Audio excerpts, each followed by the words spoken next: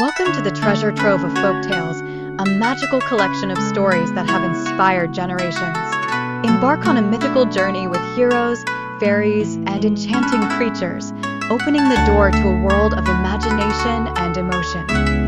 The story of Bede, Prince of Persia, and Giauha, Princess of These King, Your Majesty, long ago, when the stars still whispered sacred things, in the sleep of men, in the mighty kingdom of Persia, there lived a young prince named Bede, who carried on his shoulders a predetermined destiny, because of the prophecy that, when the moonlight fell into the sea, he would find a girl, not of this world. From a young age, Prince Bede was different. He was not only good at studying literature and martial arts, but also dreamy and thoughtful. Every night, he sat by the water's edge, looking at the moonlight reflected on the lake's surface, as if searching for a secret that no one knew. The age of 17, in a strange dream, he saw a beautiful young woman riding on the jade waves, her hair green, covered with pearls, her eyes like the endless deep sea. When he was about to call her name, the wind and waves rose, and she disappeared into the water. From that night, fate began to call the name of Prince Bede. Not long after, the Persian kingdom was in danger because of drought and sea drought. Salt water flooded the underground wells, causing the trees to die. The king summoned the priests and magicians, and a stranger from the east appeared, wearing a high hat, a silver cloak like frost, saying, "To save the kingdom, you must find a girl named Giauha, the princess of the sea palace, and bring her terrace back to offer to the moon of the sea." Everyone laughed, but Prince Bede did not.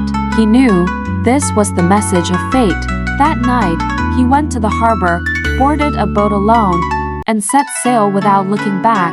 For 3 days and 3 nights, the sea was silent as if holding its breath, until the sky turned black and the waves roared. A huge whirlpool opened right under the boat and swept Prince Bede into the sea, but strangely, he did not die, but light surrounded him, and when he woke up, he found himself floating in the middle of a bright crystal corridor with thousands of sea creatures, sparkling humanoids swimming around. He had arrived at the water palace, the kingdom of the Sea King, the father of Princess Giauha.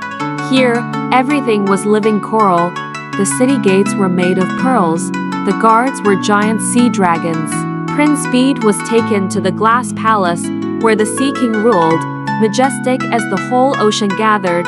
When Prince Bede told him about his dream and prophecy, the Sea King laughed loudly. "You mortals do not understand.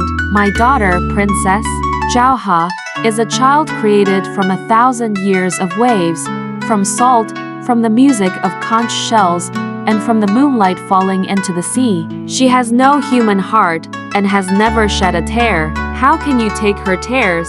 But Princess Giauha, when she met Prince Bede, trembled.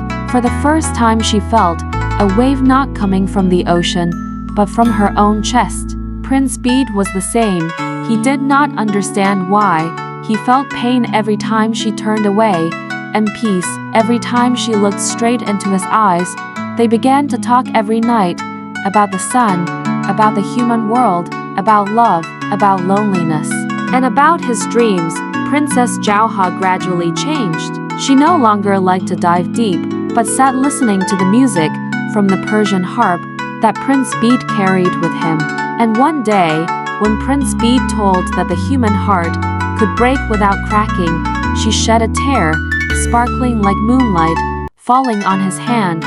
But not everyone wanted to see love blossom between humans and the sea people. The younger brother of the Sea King, an ancient sea magician, had long wanted to seize the throne and marry Princess Giauha to become king. He spread darkness over the ocean and lured Princess Giauha out of the palace to set a trap he transformed into the injured Prince Bede, calling for help in the cave. Princess Giauha, because of love, entered and was locked in a crystal ball, cursed. If Prince Bede did not break the ball before the full moon night, she would forever turn into sea foam. Prince Bede frantically searched for her. After going through 3 trials, slaying the water python, guarding the cave of pearls, crossing the maze of poisonous waves, where all sounds are swallowed, and obtaining the coral key from the mouth of the stone monster, finally, he reached the place where she was imprisoned. But the ball could not be broken by force. He sat beside it, placed his hand on it, recounting each memory. Each word was a vibration, each memory was a crack, and when he said, "I am willing to exchange the whole kingdom, life and memory, as long as you live," then the ball melted, and Princess Giauha fell into his arms. Tears fell again, this time mixing with the seawater to form countless waves. The Sea King moved, allowed Princess Giauha to go with Prince Bede to the mortal world. Before she left, she gave Prince Bede a sea pearl, which allowed her to control the waves and hear the whispers of the sea, but she warned him, "If the white waves do not answer me 3 times, I will dissolve into seawater and will never be a princess again." Back in Persia, the drought was over. The trees were budding. The people were happy. But when Prince Bede was married, a strange voice spoke from the sea pearl. "You have forgot the call of the sea." At that moment, Prince Bede realized that she had called him 3 times through the waves, but he had not answered. He rushed out to the sea, let himself go in the waves, called her name, and from the water, Princess Giauha appeared for the last time, like moonlight falling into the ocean. She placed her hand on his cheek, smiled slightly, and then melted into the water. Prince Bede kept the pearl in his heart and would never marry again. It is said that every full moon there was a man sitting by the seashore listening to the sound of the waves as if talking to a water princess. And so, O majestic king, between the silver-capped waves and the silvery moonlight, the love of Prince Bede and Princess Giauha entered the legend, where the waves whispered instead of tears, and the moonlight never set. The king listened, his eyes still lingering, the light from the story of the sea. But Scheherazade did not stop. She tilted her head slightly, her eyes radiant, gently said, "But if your majesty has not yet fallen into a dream, I would like to tell another story, stranger, more thrilling, and more painful, about a blind beggar who was once a powerful man and now has only 2 eyes left of the past." The tale has come to an end, yet the magic of these legends lives on in your heart. Keep dreaming and spreading the wonder.